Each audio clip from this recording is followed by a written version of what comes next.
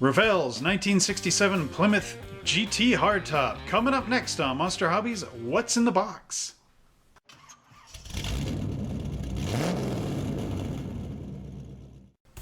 Hello Mopar fans, welcome back to another Monster Hobbies What's in the Box, where today we're going to be looking at Revell's 1967 Plymouth GTX Hemi.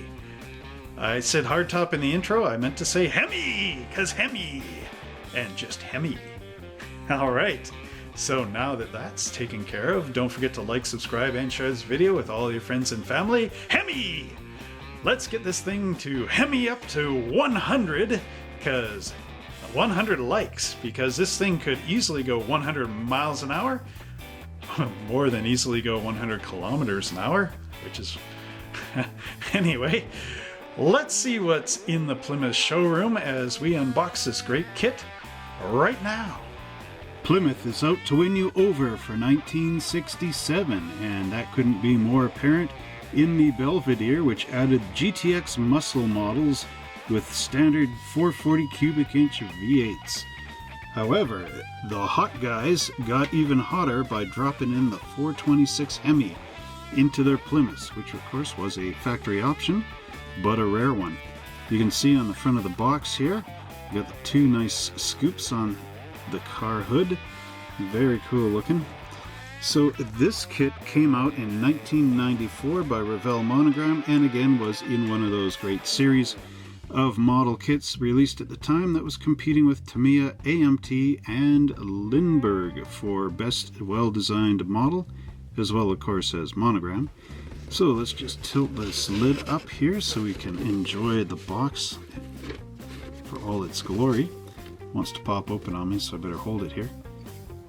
Detail features famous muscle car that earned the nickname of the Boss long before the Mustang.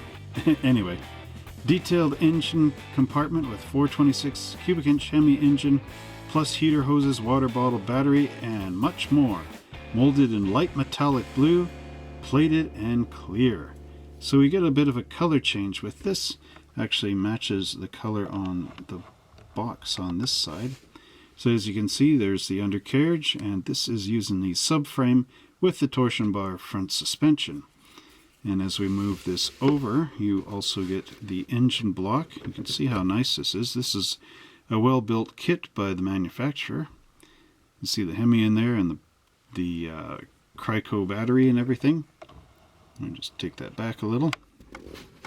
Tilt up. The box end, of course, looks much like the top of the box. They usually do. Now here we get the top-down photograph, front 3/4, and as we move this over, we get the rear of the car. You can see it's quite a nice model. Skill level 2, I believe, so glue and paint required. Tilt up to the back end again. And now let's just open the lid and see what's inside. So here we have our instruction sheet. And this time around I did not write on the top of this where I got it and whatnot. Okay, the decals down below. Then we've got the body. Look at this nice metallic blue this is molded in. Really pretty cool, pretty color. So we'll take a look at that in a minute. We've got two chrome trees going on here. And then we've got the old promotional material at the time, showing you which models are coming up next. The glass. And then parts tree number 1, which got the interior components on it. Part tree number 2 is a frame undercarriage. Number 3 would be our suspension components and whatnot. Then we have all the hood and underhood details, as well as a top of dashboard. And then interior panels and engine blocks, battery and whatnot. We've got our rear tail lights and our tires. So let me clear this out of the way and we'll start looking at the instruction sheet. And here's our Plymouth instruction sheet. And again, it's got a photograph of the built-up model as well as the history of it. And then down here, it's got all the color callouts. Flat black, satin black, orange, aluminum, copper, and steel.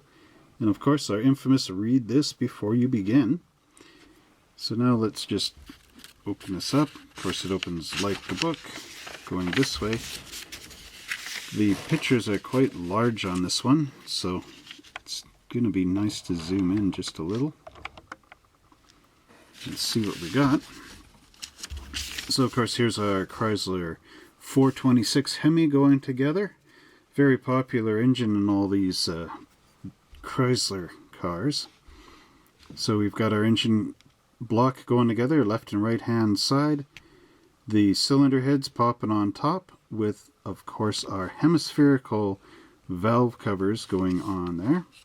I actually had a Hemi in a 73 Toyota that I owned, the 4-cylinder Hemi. Anyway, there's our manifold and the carburetors going on the top of that, as well as our front engine cover and our oil pan, and they're saying to paint them orange, which would be, of course, Hemi engine orange. And then panel 2, we have our air cleaner going in, and then our ignition coil, the distributor up at the front, the right and left exhaust headers, and the starter motor. The alternator does have a bracket on it, which is a nice touch.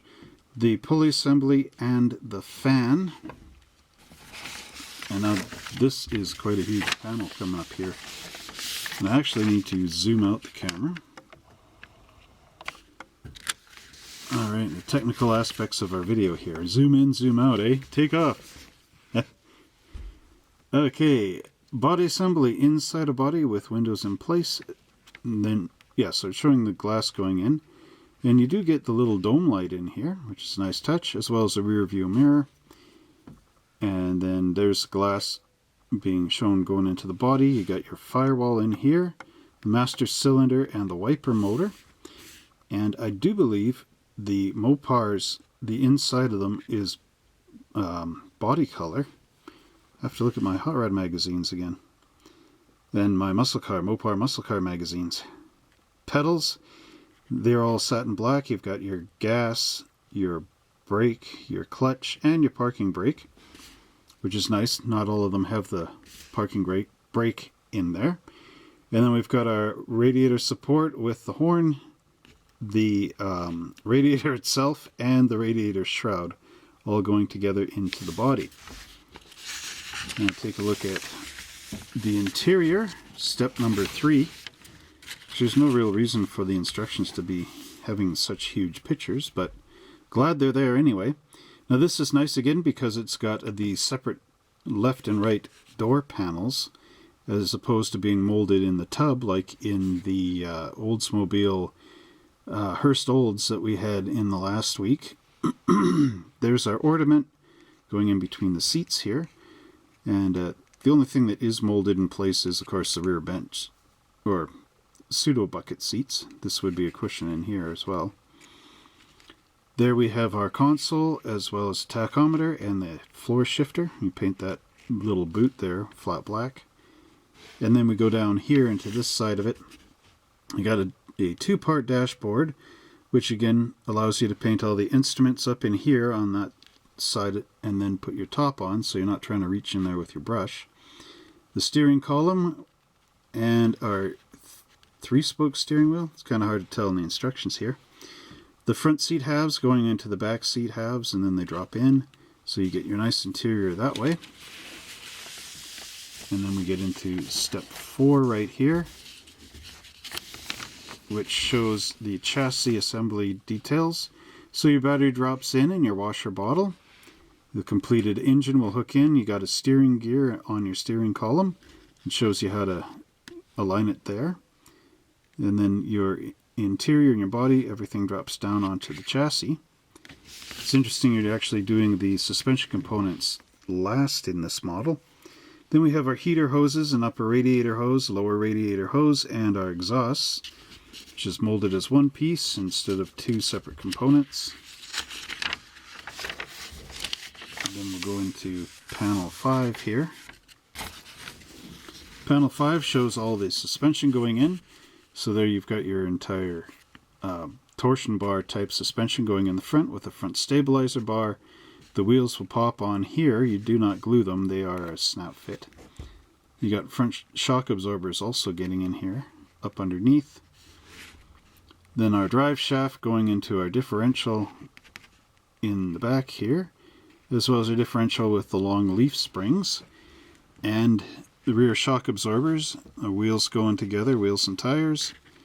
And then here there's a decal that goes around. It's our red line stripe. And then here we've got the rear bumper assembly going in. You've got a gas cap pops on the side. And then your rear bumper, rear tail lights, and some clear lights pop in for your backup light lenses. License plate sitting here. And then panel 7 is showing the front end assembly with the hood and the hood hinges. These are operational. They've got a little hook in the back. Then our left and right hand scoops plus the hood trim, the front grille, and then what's this little guy here? The striker plate for your hood latch. Always a nice feature to have in these, makes them more realistic. Separate door handles, hooray, don't have to drill anything in. The windshield wipers, the side view mirror, and then our front bumper with the turn signals that are clear and a license plate. And then what's on the back here? Haha!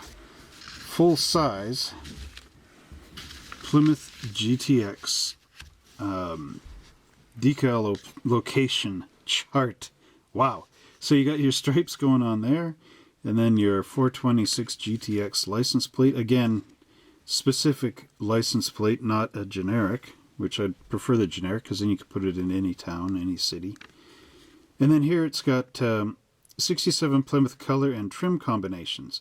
Standard satellite and GTX 2-door hardtop and convertible vinyl bucket seats. So here it tells you all this stuff. It actually has a paint code on here. PGB blue, PGR red, PGK copper, and all the rest. So if you want to find these, try looking in your paint store for Chrysler colors. They even have like the dark green metallic here is GG1, dark copper HH1, you know, and then it'll tell you, okay, the interior trim and color code was PGP or blue, right?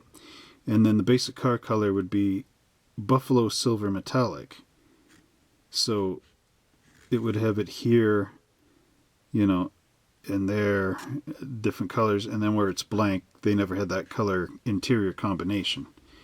So very nice instructions by Revell, and now let's look at those plastic components. Here we have our body for our Plymouth GTX, and as you can see it's molded in this nice light metallic blue. It almost kind of blends in with the gray matte here. There is a section here that you need to remove out of the body. That's just to help brace the front fenders so they don't like come in the cooling process. Once they pull this off the mold, there you can see the nice attention to detail. You got a script right up there in the front fender, as well as one right here where my thumb is, actually here. And then the depression portion for that gas cap, the chrome gas cap. The lower rocker molding is molded on the body, so you need some bare metal foil across there, as well as up on the Plymouth roof and no drafts, front windshield. There's the vent right there, and then our inner fender aprons. Again, very crisp detailing on this. Very nice in the mold process. Underneath there are quite a few mold marks in that roof, as you can see. You need to address those, but remember this one in the center here. Whoops, I'm looking at it from my end. This one right here in the center, don't remove that because that's your indication of where that dome light goes in. So keep that in mind when you're getting these ones down with your number 16 hobby blade. So anyway, again, very nice detailed crisp body in that nice metallic blue. Next up we have the frame and chassis, and in these years Plymouth was experimenting with unibody construction and subframes. So here we have the subframe coming up, goes across here. These little ends are the rear mountings for the torsion bars, and then we've got the strong frame coming out here. That's into the rocker panels, and then the subframe for the rear coming in here, and the floor pan is molded in. It's all one piece, right? And you can see the nice detail work on the fuel cell and whatnot going back here, and all the rest. So let's just bring this up into the camera eye here. See, nice crisp detail, deep detail, very nice. In the center there, right there, we have a manufacturer mark, so it would say Revell. You could try to scrape that off, or, you know, just leave it, because your differential will cover it over. Now, underneath here, I do believe that's painted body color. Again, I need to refresh myself in my literature. Not any mold marks under here. There are these little funny sunken cups, but they should be all right. But anyway, getting back to that, I do believe the whole body is painted all the way around. And then anything on here would be overspray coming off the sides, if I remember if that's the correct thing. But regardless, this is quite a nice plastic piece. Our next parts tree is, of course, all the components that would go on that frame.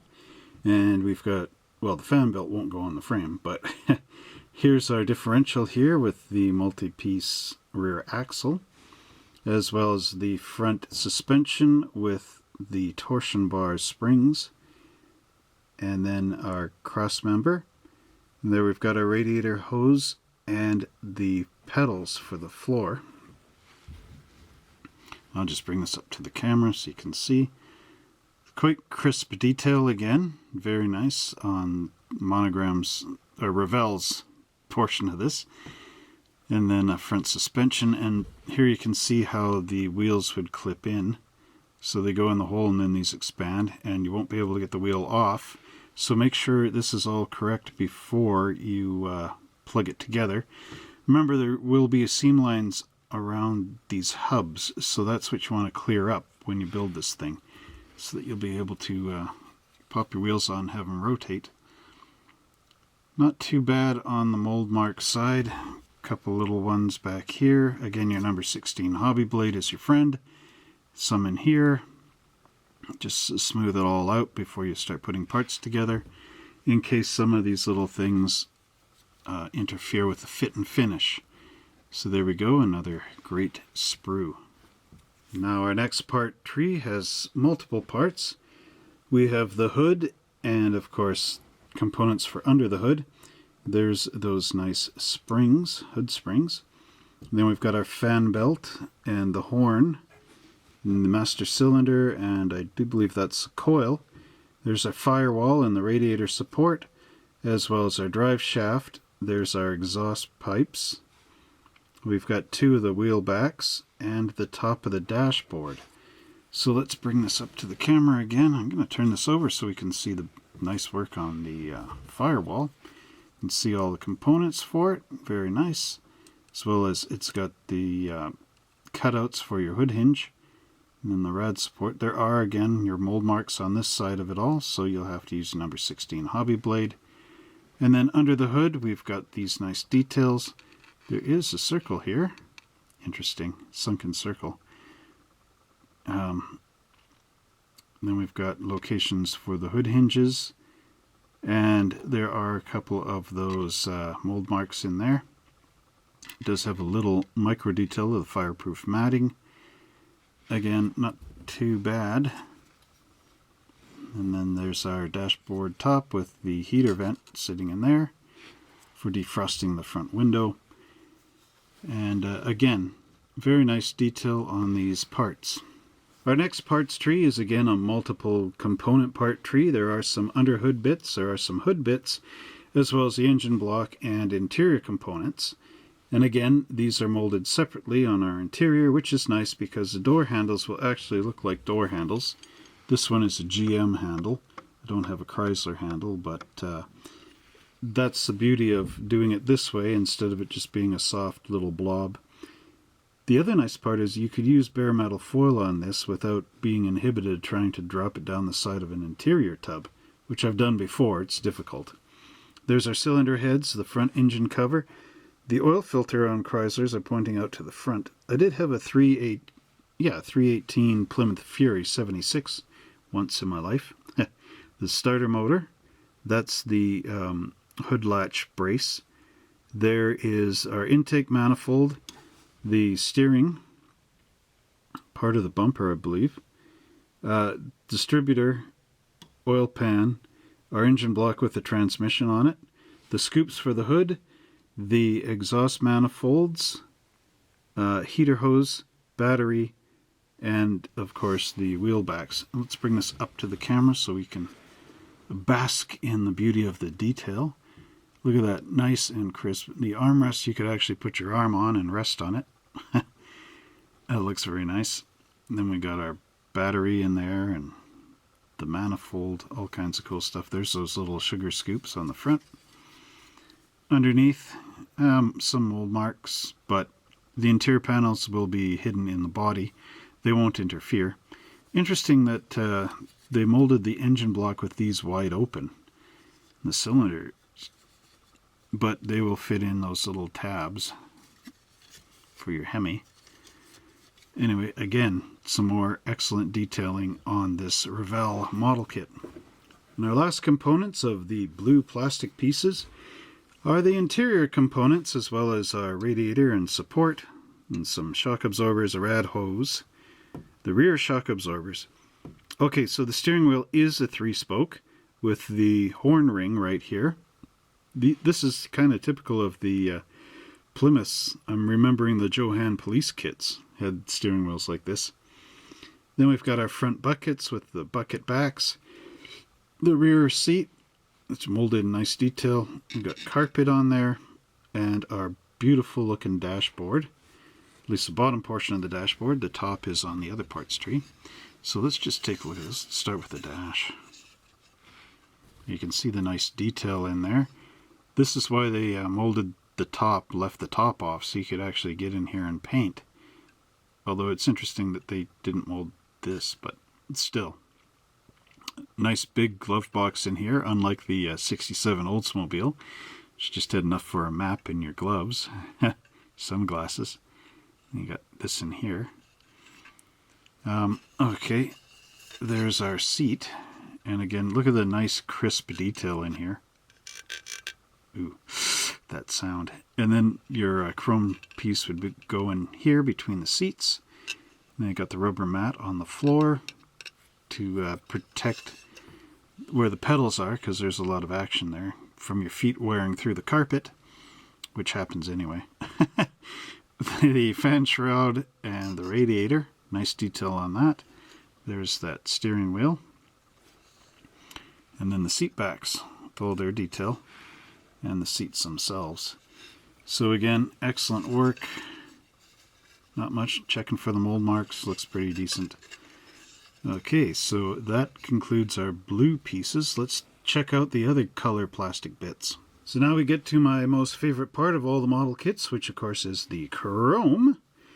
But here it's interesting. It looks like they you get 2 parts trees in the chrome, but it looks like they've cut it at the factory for some reason. There really wasn't any reason to cut this because it would fit in the box.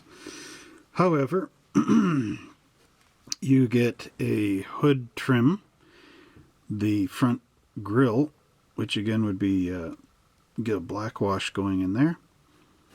Then the rear bumper, or the front bumper, pardon me, and the rear bumper with a nice Plymouth detail across the back.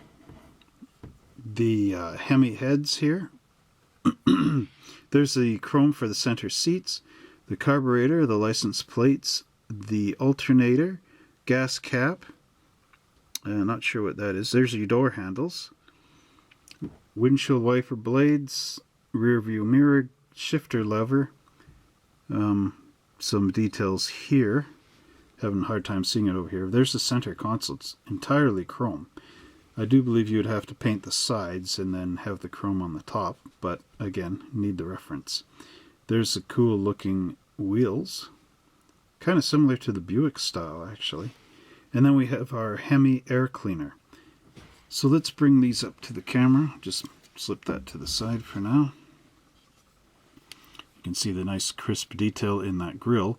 Again, very beautiful pieces here. And the Hemi heads, they actually have that texture to them. And they have the exposed spark plugs. So if you're going to wire your engine block, you of course would drill right through these, all 8 holes, and then put it into the correct firing order on your distributor. I used to do that. It was quite a chore. There's the Crico alternator. And again, nice bracket on there. You can see the chrome on this side looks a little more frosted than on the other. A little hard to tell with my camera here. But the chrome on that side is very nice. And now let's take a look at the second part of this. Okay, so there's that center console there, and then our wheels, and I do believe you need to paint inside a little bit. And then that air cleaner with the dual screws for the 2 carburetors going down underneath it. There's your windshield wipers and all the rest of the great bits. So again, very nice chrome work for this model. And here we have our clear components. And there are a lot, and a lot of really tiny ones, because you've got your backup lights and turn signals. And then there's a dome light molded in clear, which is nice. So you just have to be careful around the edge, paint a little silver on the edges. You got your headlights, and again, remember that waffle pattern on there is going horizontal and vertical. Don't get it at an angle. And then there's our windshield wiper bottle. Windshield fluid bottle, which is nice that they molded in clear, so it actually looks like the real thing. You get your front window with the sun visors, which is always nice, the side rear glass, and the rear window. And if you have some evergreen clear sheet styrene, you could actually put in the front window glass rolled up. And then here we have our tail lights, of course. So let's just give this a quick up into the camera. You can see the nice crisp detail. Very nice. That water bottle will be nice to do up. You can paint the bottom with, to me, a clear blue. Make it look like fluids in it. And then we have our little tail lights, which have the sort of body roll hook onto it, which go around in that bumper there. So very nice stuff. Again, nice, crisp, and clear. And here's where the rubber meets the road with these great Goodyear Polyglass GT tires, which are molded on this web here.